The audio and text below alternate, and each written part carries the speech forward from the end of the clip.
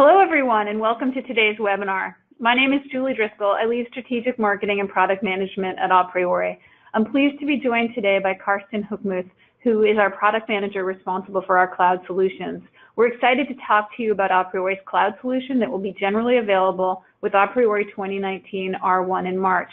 aPriori has been building this solution for the last 3 years, and customer feedback from roadmap briefings, preview programs, and most recently our Lighthouse program during the fall of 2018 have been major drivers for the functionality that we are delivering and the prioritization of key capabilities.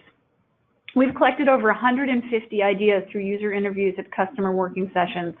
Much of that is already in the product that you'll see, and over 90% of the feedback will be incorporated into the solution in 2019 between this 2019 R1 release and our fall 2019 R2 release. Our cloud solution now offers you deployment options. You can continue to use your on-premise deployment or opt for aPriori's cloud solution where aPriori manages the hardware and software. There's no software to install on user desktops, and users can adopt role-based apps with functionality and views tailored to their use cases. We have a full agenda for today, and I'm going to turn it over to Karsten to share more. Great. Thank you, Julie. Good morning, good afternoon. Thank you for joining us on this webinar today. Excited to share some great content with you today about our upcoming 2019 R1 release. So I'll start by covering some quick background on DTC and our new cloud offering and some of the key features. And then I'll walk through a DTC collaboration workflow between design and cost engineering in a demo, so showcasing some of the latest features of this upcoming release.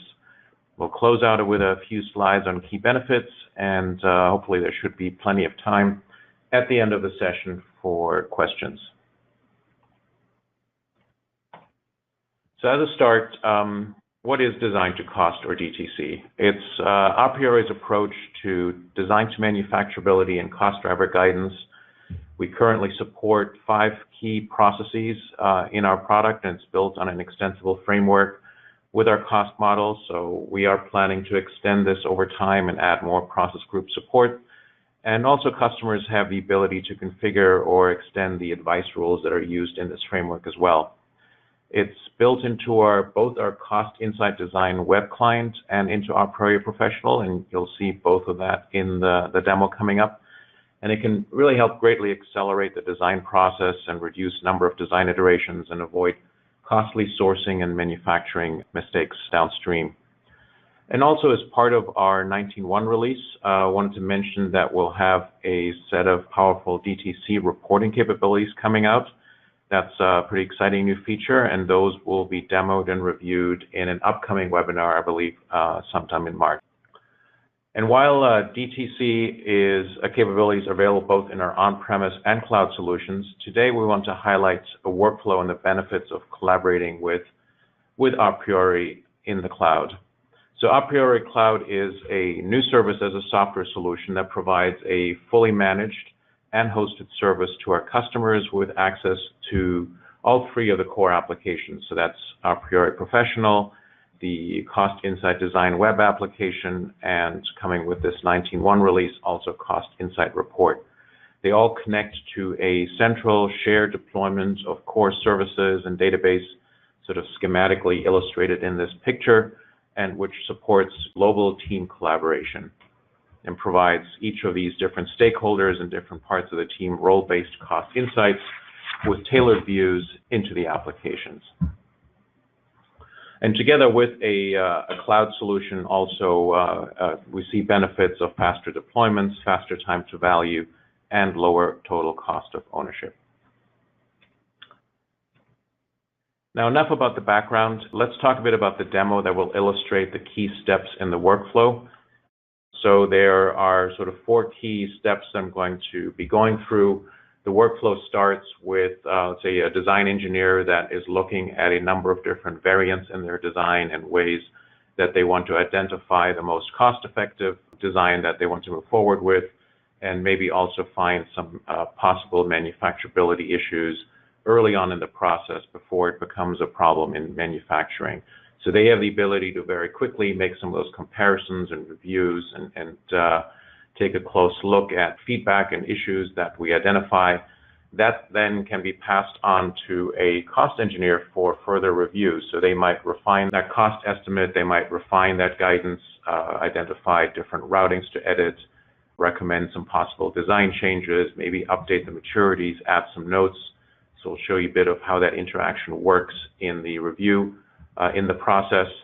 And then, of course, there's more than just those two stakeholders in cost in an organization. Typically, there's other managers in the design teams. There might be sourcing contributors. There's manufacturing engineers that would probably want to review. Maybe you need to have a review on the shop floor, or maybe even engage some external suppliers and stakeholders in taking a look at the design and making sure that really it is the most cost-effective and manufacturable one that you want to bring to market and that meets your cost targets. So there's the ability to engage these external stakeholders and others in review, and that then closes the loop and comes back to, or can come back to, the design engineer to further iterate and refine and come up with the best possible design to move forward. So all of that we'll sort of go through in a demo workflow that we'll start now, and then after that we'll come back and sort of look at a few summary benefit slides for both the DTC capabilities and the cloud solution. And the place that we'll start out today is in Cost Insight Design. So what you'll see today is both our Cost Insight Design web application that is specifically geared toward a design engineer, but also show you the aPriori professional application that we're actually deploying and delivering through a streaming service called AppStream. And you can see how the users can collaborate between the two applications. So I'm starting out here in sort of, this is the typical view that a designer would start out with in CI Design. I can see a list of parts that I've been working on. So you can see not just a thumbnail and some descriptive information, but even a little preview on the right that gives you some cost data, some cost summary. So you have a very quick sense of the kind of parts that I've been working on, in this case in my private workspace, which is sort of just my in-process work that I'm looking at. And the best way to illustrate sort of some of the feedback and information that we provide is to take a closer look at one of these parts. So let me open up this machine part as an example. You can see that it provides a very nice, clear view of the part itself. So we've made a sort of 3D viewer is front and central to the part, and then on the left here, what we call summary tiles, provides you a set of summary information about that particular part, and then you can jump into individual guidance that give you more detail and allow you to drill down further into information about that part. So one interesting thing, just to highlight one feature, you'll notice that this looks like a pretty small part, but it's very expensive. So you see it's like a $2,000 part, and you're as well, why is that? One nice quick feature of validating like why that might be is that, oh, this part is actually 800 millimeter by 150 millimeters. It's a very big part, so it's sort of deceiving what you're looking at.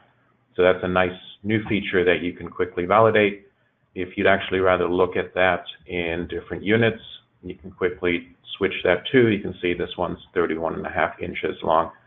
So you have some nice quick access to preferences changes like your units, your currency, other default preferences that you might apply to the part. We've organized this information on the left here to give you sort of a, in some ways, a prioritized view of review and guidance. So one of the key tiles here to pay attention to is the design guidance tile. So you can see that we identified, actually there's a number of guidance issues, and there's also some tolerances in this part.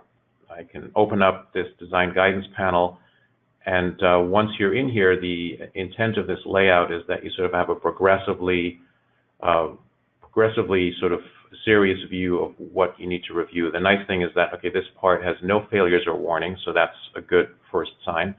But then you can move ahead to the guidance tab, and it highlights some specific features. For example, that there is a number of sharp corners in this design, and it happens for this part. There's this little sort of cutout logo on the side here, which looks like it could be machined, but it has a bunch of sharp corners in it, so clearly that is not manufacturable exactly as it's presented in the CAD model.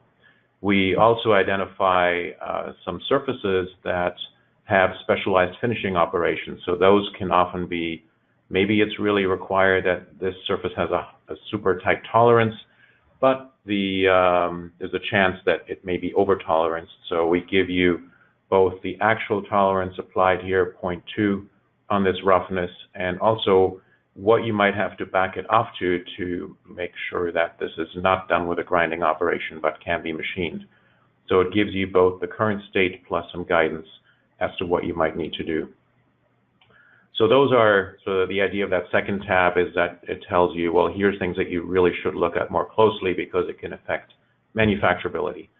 The next tab is more of a general guidance where these are topics that are worth investigating. I mean, maybe they are intentional the way you've designed it, but certainly there's opportunities here for you to take a closer look. For example, we call out the fact that there's a series of standard holes here, 20, 25 millimeter, 1 3/8 inches. So these are tied to a library of standard tool sizes. But we also call out the fact that there's a non-standard hole. Of course, this might vary on the manufacturing facility and use, and could be modified to figure certain processes or constraints. But the idea is that we base this on sort of generally industry standards and available tool sizes in the market. Just a few other quick things to highlight. There's 4 setups on this part. It has machining really from all sides. We try to call out setups that have just a couple of features on them. So there's again an opportunity to say, well, maybe this should be done on a 4-axis, or do you really need these additional features on the side here because you're introducing another setup and additional cost. So I won't go through each of these in detail because there's a lot of different types of guidance we provide and gives you different feedback. So it would take quite a bit of time to go through all of these. One more thing to highlight while we're in this view, this has also a set of tolerances that were imported from the CAD model. So just to highlight that we can import PMI that's defined, semantic PMI defined in the CAD model from a number of different systems. And this sort of shows you the ones that we've brought in, and then you can specifically see which surfaces those are applied to. This particular part here is not necessarily a realistic part. It was created by the NIST standards organization to represent a standard typical set of, just a sample set of tolerances that you might apply and might want to test for. So we've been using those as references. So let's take a look at how this might help you in an actual design example. I have a different kind of part here that I've been working on. It's a sheet metal part, kind of sort of a sheet metal bracket. You can see the part right here. And if I go to, first thing I always really want to do is go to my guidance. And here I'm actually have some failures and warnings. So I need to look at these first. I have a straight bend, and it gives me some feedback, like the bend flap is too small to be formed with a standard tool. There's guidance on the other bends here, which is telling me that these bend radiuses are all too tight to be, and may cause some surface defects. So it gives you some very specific guidance as to what you should be fixing. There's actually beyond that even some proximity warnings that some of these different holes, for example, this one here is too close to the edge or to the bend. So again, that could be a manufacturability issue that you need to pay attention to. So very direct and clear guidance to the designer what he should maybe or she should maybe do about this. I can go back, and I've actually created another version of this design in my favorite CAD tool, and I go out to import that. So this gives you a sense for what it takes to very quickly bring in another CAD model. So this is translating it from whatever its native format is. I think it was a step file that I brought in this case. Then I pick a process, I pick a VPE, I pick a volume, and I'm off and running. In this case, I'm just accepting the defaults. And it's submitting it, to actually what we call a costing service, so I don't even have to wait for this to finish. I can see here how it's been put into a queue that it's working on.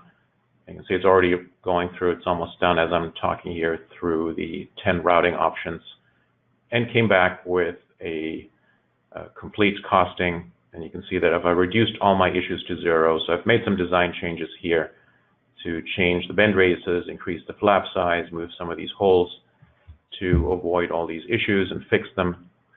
And I have a complete process routing of a laser punch and bend break. So now the final step, so this is the design I want to move forward with. One more thing I might want to add here is that I know this part needs to be painted, so I can add a secondary process. This is also new in 19.1.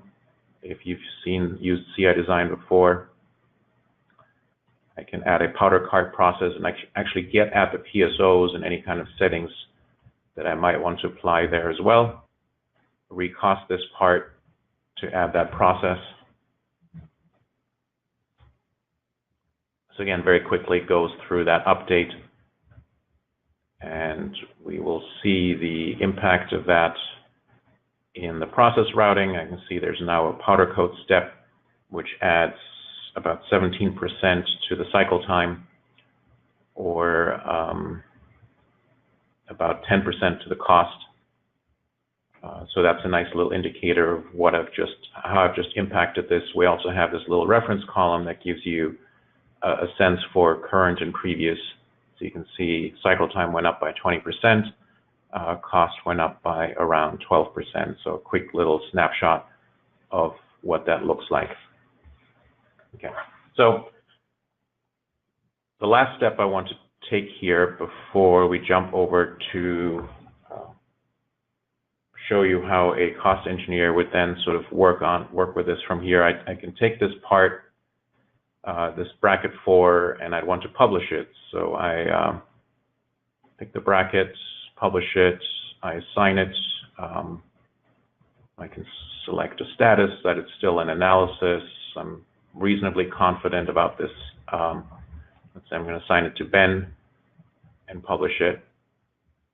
So now it's in the public workspace, which means it's available to other users.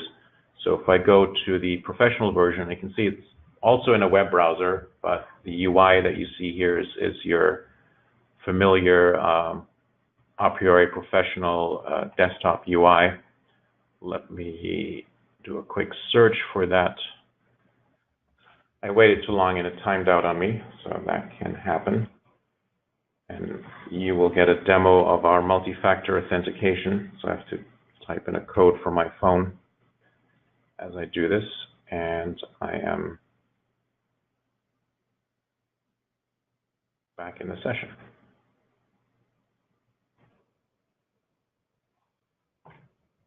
Okay. So what I want to look for is something assigned to Ben. There it is. Open that bracket. And so this is sort of the next step in the collaborative process. Now I have really the full capabilities of aPriori Professional to work on it and take the next steps and work on it from here. But I wanted to show you a bit more about some other capabilities. So I think the more important thing I wanted to focus on is some of the assembly features that are now in both products. So I have an assembly here. It's sort of this larger sheet metal turret that has some welding on it, and actually a paint process as well. This one's fully costed, but I'd want a design engineer to take a closer look and do some analysis on this and look at some of the parts in there. So I go back over to my CI design application. In this case, I'm going to look at, I can look at the public workspace. So there's a bunch of parts here, but I can also search for, in this case, assemblies that are assigned to me, and I find these three. Take a look at a couple of these. So I'm going to take a look at this differential assembly. And just to show you a couple of features. So this is a read-only view of the assembly, but there's quite a few things that I can do. So we have some great new visualization features. I can explode this assembly, take a look sort of at the inside. We have some sectioning tools that allow me to get the slice through the assembly and take a look at sort of the insides, whether that's sort of exploded or not. So it's some very powerful tools for quickly navigating the assembly. I can even select individual parts and hide that part. So that's a quick way of saying, oh, let's take a look at some of the interior components. I can sort of bring that part back. So you can see it's a pretty powerful capability. And then if I go to a components view, I can still see that this particular one still has a lot of uncosted parts, so I don't want to dig into this one further yet. Actually see over here that's only 11% costed. So I'm going to jump over to the other assembly that I've been assigned to look at,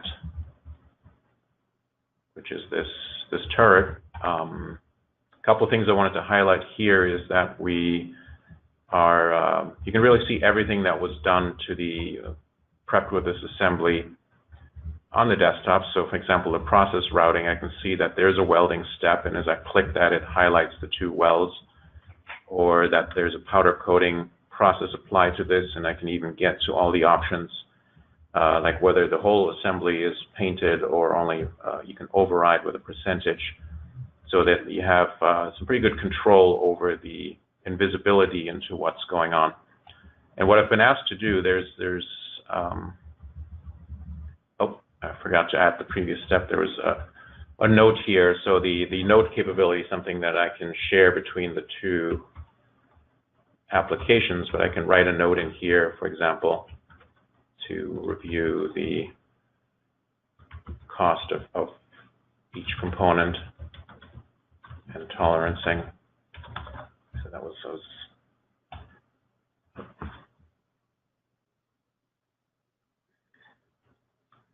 and I can take a look at, sort of sort these by price. I can see, okay, here's some of the most expensive part, this machining part. I wanted to take a closer look at this ring and bring that into a separate view. So I can open any of the parts from the assembly and then work on them. You can see that this one has a grinding step on it. It's not a big cost adder, but it is certainly an extra setup, an extra machine that needs to be worked on here. If I look at the design guidance, I can also see that here that it's calling out this plunge grinding step because of the tolerance I specified. So I think what I'd like to do is really make that change. And another new feature in 19.1 is the ability to edit tolerances directly from here. One step I need to do is take this part out and open it to edit.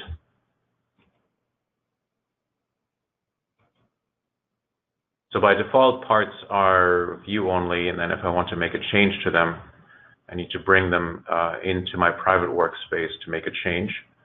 So that helps sort of evaluate changes locally, and also helps when you have many users working and collaborative working on different aspects of an assembly, aspects of a design.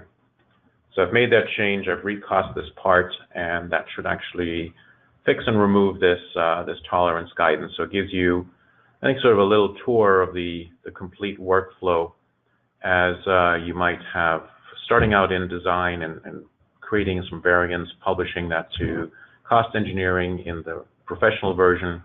We saw how you could look at parts and assemblies and review those and then assign back sort of individual aspects of that, again, for designers to review. And certainly at any point in this loop, you could have a review process where you are bringing in different stakeholders to review it within this UI and give some feedback through the notes or through, and certainly can use this in active design reviews and reports, and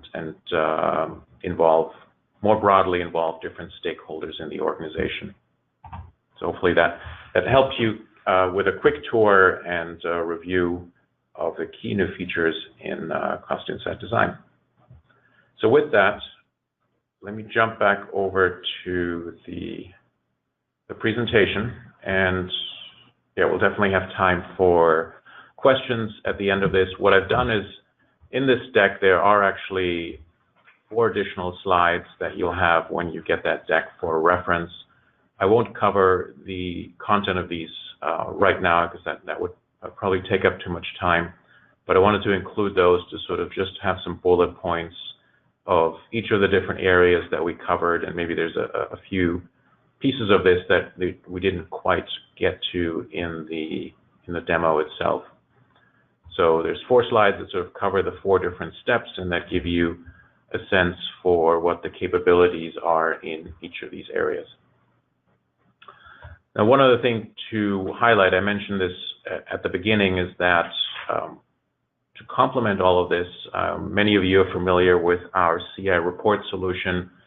That will be available to complement this, and will be available in the cloud and SaaS offering as well.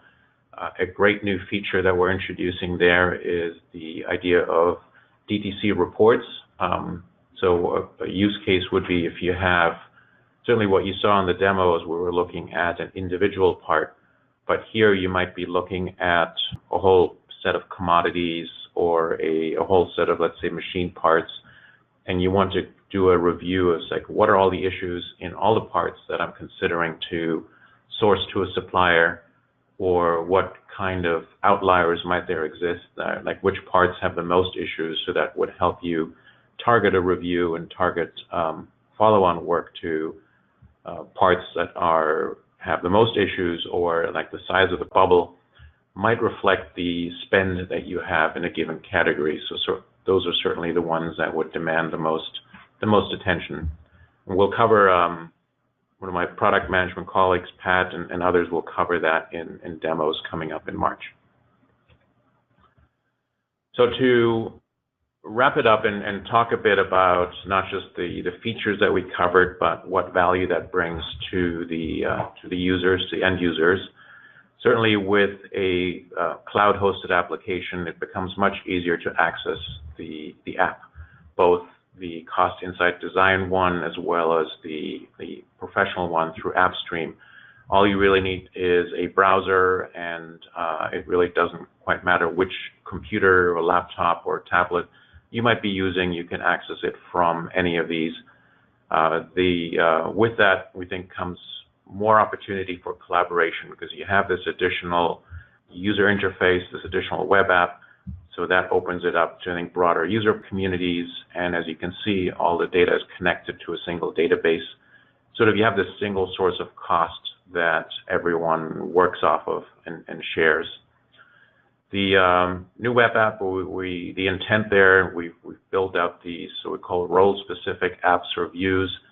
The first one that we've put a lot of focus in on here is Cost Insight Design. There will be others in the future where we're looking at views for sourcing, views for other parts of the organization that provide you specific insights and data sets that are relevant to other roles. With the cloud comes, I think, the opportunity to go to market faster, but independent of that, just, I think, having the DTC capabilities and the ability to bring that early into the design process allows you to, I think, accelerate cycles or reduce the amount of iterations that you might have in a design review, especially if you want to start bringing designers and suppliers into the process. It allows you to bring the cost effort and the manufacturability review effort upstream in the organization. One other sort of note for the end user, I think everything that you saw here that I've been using is really leveraging a cloud-based application. So I'm not taxing my laptop in terms of performance. It's all executing on servers in the cloud and using the compute resources there and not on my machine. That transitions sort of into some of the thoughts and notes around how this benefits the enterprise. So for certainly a lot less infrastructure, if maybe even no infrastructure to consider, because you don't have to have your own servers, you don't have to procure servers or set aside resources in a data center. The services are all there from day one, so we configure CI design, CI report, and app stream, so the starting point is there, and for you to start working on the infrastructure, the services and applications are maintained by aPriori. And tying back to a previous point, we don't really need to provision engineering-grade laptops or workstations, or you don't need to do that for the end users, and I think that can be especially useful in some domains or some parts of the organization that maybe don't have access to a high-performance workstation. Of course, with the cloud comes the question about security, and we've put a lot of thought and effort into that. We've worked on that with our pilots. We have our first production engagements where security, of course, is critical. We provide a secure protocols, secure management, encryption of the data in transit and within the databases, working with Amazon as our partner, and doing also independent third-party testing and working on some compliance certifications there as well. In any of those areas, like if you want to learn more and have more questions on specific topics, I know depending on, for example, from an IT perspective, you might have a lot of questions in this area. There's a lot of detail behind all of this that we can provide more information on. The final point on this slide here is to talk a bit about performance and scalability. A browser connection is more tolerant and more designed to deal with varying bandwidth or low bandwidth. So if you have users in remote locations or many different locations, this can also be helpful in that regard. And as I guess this sort of touched on this before, the costing does not consume the user's CPU or and slow the machine down. So there's an opportunity to really scale this at the server and support parallel costing. So some notes on the sort of benefits both for the end user and for the enterprise. So to wrap it up before we sort of transition into a Q&A session, everything that you've seen here will be in our upcoming 2019 R1 release. So a lot of great, exciting new features coming. If you are interested in learning more about how to consider cloud, how to migrate to cloud, how to leverage design to cost, please contact us in the product management team, or certainly any of your aPriori account team can connect you to the right resources to have more discussions and think about next steps.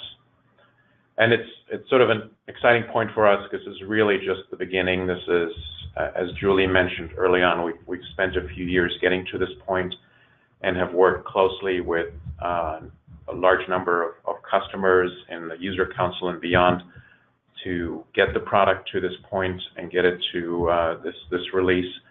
But there's going to be regular updates of additional features and more major releases in the fall and beyond that will keep building on what we have here and introduce more features to the cloud. So with that, I think we can take questions. Great, Karsten. We have a lot of questions. The first question here, it's more of a general question around if there's interest in moving to the cloud, what are the next steps? Yeah, it's a couple of next steps. So one thing you'd want to sort of review with your team is your current configurations or your current user and how you're using the product today.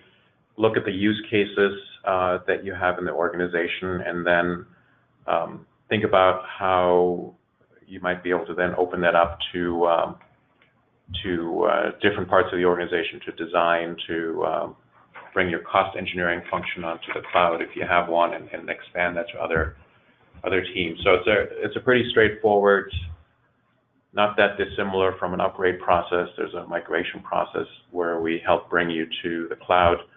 So if you're interested in that, contact one of your team. Okay, great. There's actually a couple questions about VPEs. The first one is, do existing VPEs in on-premise deployments, can they be migrated over into the cloud?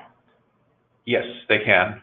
One, I think, important thing to mention is that both the cloud version, it's built on top of the same sort of underlying data models and platform and cost engine and all that work that we've done over many years and in building out that core process capabilities. So the processes that you're costing against, the VPEs that you've built, the scenarios that you have in your existing deployment can carry forward into the cloud, and you can bring your VPEs over. Okay. And a question about handling VPE configuration. In a cloud deployment, can customers still use the cost model workbench and build their own VPEs, and can they use the VPE manager for maintaining VPEs?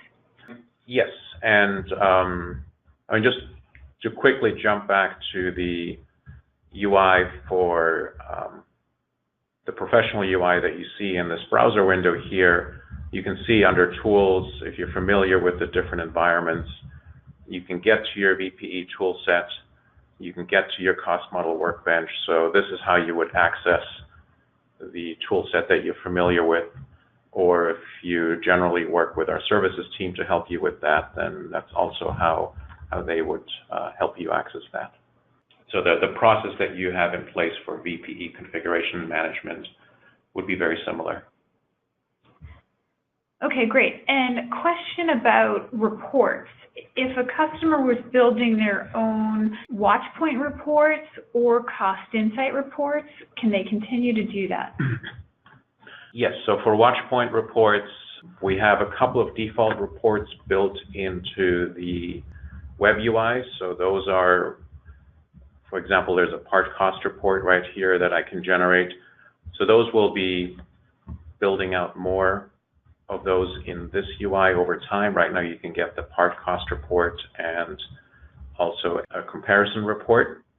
In the desktop UI, you have full access to the report capability. And the CI reports, I think we'll cover more of that in the next demo, but the CI report is already, as you know, is already a web-based application. So the way you access that, it would actually doesn't really change at all in the cloud. You're still accessing these browser-based views for the ad hoc capability, for the studio capability, and for the out-of-the-box reports that we provide. Okay, great. So a question about the cost models. Do all the processes, aPriori's out-of-the-box cost models, will they work in the cloud solution? Two parts to that answer. In the professional client, really all of them are supported. The sort of browser-based version of the professional client. In CI design, we focused on supporting most of the core cost processes, which is, I think, almost all of them, with a few exceptions that we haven't gotten to yet. So that would be, I think, some of the PCBA user-guided, some of the assembly-based processes, and to-model. So there's a small list of what we don't yet support in CI design. As a follow-up, we could provide anyone that needs sort of a breakdown of that. We do have sort of a side-by-side slide and spreadsheet that covers that. Okay. So the wire harness, PCBA, assembly, welding, those would be, you would use aPriori Professional in the cloud? Okay. And then those will be added into Cost Insight Design in the future. Okay. There was an additional question about assembly support. Does Cost Insight Design support heavy assemblies? So I think the assembly use on the Cost Insight Design side, we would, for 19.1, say, okay, it's more on the small to medium-sized assemblies. The way you work with assemblies is, as you've seen, it's sort of you're just viewing the assembly, and you can work on all the individual parts in the assembly. But to create the assembly and upload it, it's still in the professional client. So if you have very heavy assembly usage, then Cost Insight Design is not quite there yet, but I mean, that's one of the top priorities for us to build out. Okay. There's a question about Cost Insight Report, and so today there is an export set that moves production data from the production database to the reporting database. Will you still have to set up and execute those exports in the cloud? Yes, the process for moving data from the operational database to the reporting database is the same. Okay. And one other point to mention there is over time we're working on a more real-time integration. So the data will still move between the production database and the reporting database. Yes, we're envisioning, I think, a number of enhancements around embedded reporting so that you could jump right to some embedded reports for outliers and other things in CI design, and sort of navigate back and forth between the two and making that reporting more real-time, so that both of those things are on our roadmap. Okay, great. A couple questions about CAD, Karsten. Will aPriori continue to read PMI and tolerances and CAD attributes? Yes, so that's supported in both CI design. So I think during the demo you saw a quick demo of how you upload a CAD file. So if that CAD file has PMI, then that gets read in. Or if you upload it on the professional client, it also gets read in, yes. Yeah. And the support of PMI that we have for the different CAD system is the same in both places, which I think is Creo, CATIA, NX, and SolidWorks today. Yes. Yeah. One other. And I think we're looking at the STEP standard, the new STEP 242. Yes, STEP 242 support for that will be added in 2019 R1 Service Pack 1, which will be out in the spring. This actually brings up a good question or follow-up to something that someone asked through the panel, which is when will aPriori 2019 R1 be available? We're looking at the end of March for the release. Okay, great, thank you. Let's stick on CAD for a few minutes. So in CI design, connected to as CAD integration mode? Not yet. So it's something we're looking at on how to support the plugins together with the cloud solution. Yes. Okay, great. So there's a couple questions about licensing. So how will licenses be handled? It's very similar. It's still a named user license model. So if you have X users and an on-premise deployment, that same sort of named user license approach would move to the cloud. So you'd have X users in the cloud, plus your cost models, so your process groups and your libraries and the foundation. So the pricing model, subscription model is very similar. Right. Yeah. One of the things that's probably worth mentioning is that the foundation is different. So yep. Customers today have an on-premise foundation. There still is the notion of a foundation for our cloud solution, but the contents of it are different and the pricing is a little bit different. Yeah. There was one question also about plastics DTC.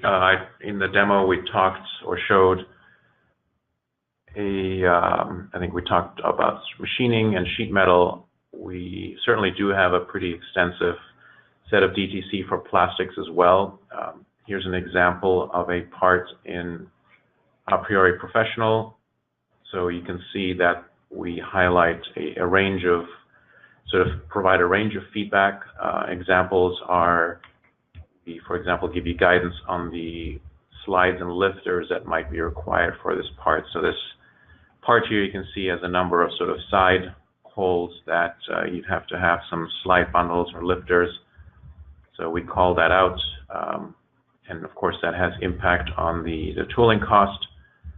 So that's one of the guidance that we provide as a feedback. We provide some thickness guidance and ratios, recommendations here, and a range of different issues. And you see in the desktop UI, professional UI, this is organized a little bit different, but the underlying data that's driving this feedback really is the same between this application and the web application. So I can see there's a number of different issues that are identified here. For example, there's a blind hole, certainly, so that requires some consideration. There's, I think, some draft angle issues highlighted, like all of these walls actually have zero draft, so that might be an issue for this particular part design. So there's a range of guidance that we provide in DTC for plastics. I think a lot of that carries into sand and die casting as well. You'd have similar issues with drafts and rounds and cores that you might need to add into a sand casting or other sort of actions that you might need to add into a die casting. So in a very quick snapshot, but there is a pretty comprehensive set of guidance in plastics as well. Great, thanks, Karsten. So there are a couple of questions about upgrades. Could you talk a little bit about how upgrades will be handled in the cloud? So there's two types of upgrades we are thinking about. So there's, as you saw in the UI, in the demos, there's lots of different little capabilities and features. I mean, an example is the ability to edit a tolerance. So that's more of just really adding a UI feature that, as we identify other kind of UI features like that, those will be pretty easy and straightforward to roll out and very quickly make available to customers because they don't have impact on cost, they don't have impact on the sort of actual calculations that are happening in the product. So we envision shorter term sort of interim releases that provide some new features that will sort of announce ahead of time, but then they'll just be in the product. So that's actually a great benefit of the cloud that we can do that more frequently. There's more major releases, which are sort of our two major releases a year where we do might change the cost models, we change rates and libraries, and release new versions of our data. For those, we will give the cloud users an opportunity for having a sandbox where they can evaluate the impact of those changes before actually sort of upgrading and moving forward. Not that much different in what you might be doing on premise. You probably have some kind of a sandbox where you might test the impact of a change of a new release before you actually move forward with that new release. Okay, great, thanks. So there's one additional question here, which is, how does your cloud solution connect to an on-premise deployment?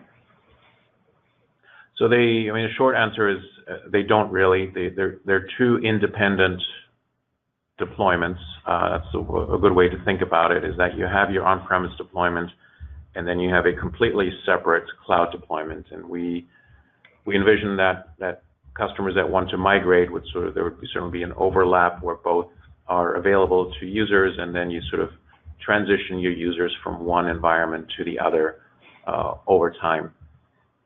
And then at some point you'd be ready to fully switch over and then would turn off the on-premise deployment. So there's no connection between the two, but there are processes for shifting and moving your data from on-prem to the cloud. Okay, great, thanks. Well, that wraps up all of the questions. We are really thankful that you spent the hour with us to learn more. If you have any additional questions, don't hesitate to follow up with me or Karsten or your account manager. And thank you again for joining. Have a great day. And that concludes our webinar. Thanks, everyone.